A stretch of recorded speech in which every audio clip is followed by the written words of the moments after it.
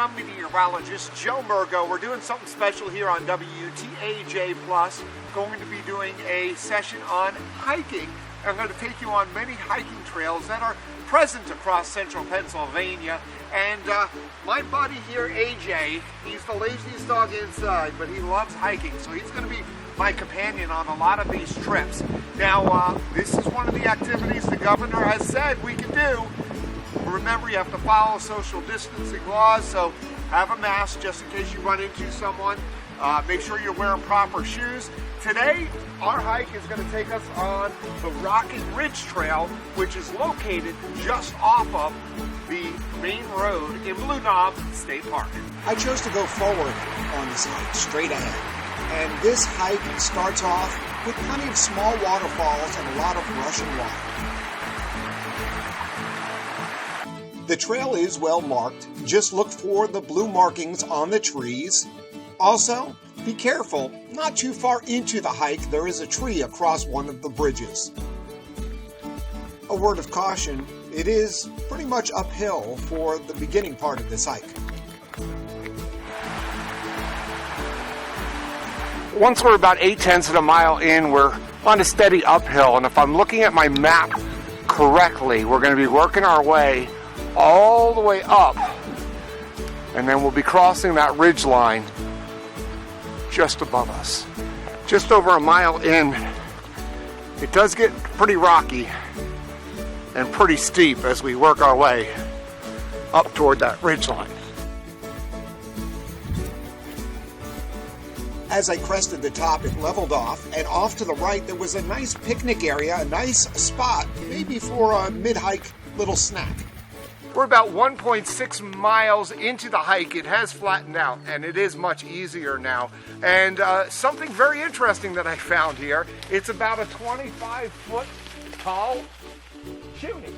Now, it does look like it has a cooking pit on one side of it, and it's open on the other side, so I don't know if it's an old camping site or even the site of an old homestead. It does look like it was a flattened area, but it hasn't been used for a while because there is a lot of growth around it, and so I'd say some of these saplings are at least 5 years old. So a very interesting site here that you find along the trail. And I also wanted you to notice that here we are, and the leaves just now starting to come out here. Remember, we're at Blue Knob State Park, so we're at a higher elevation, but it's starting to show a little bit signs of greening up.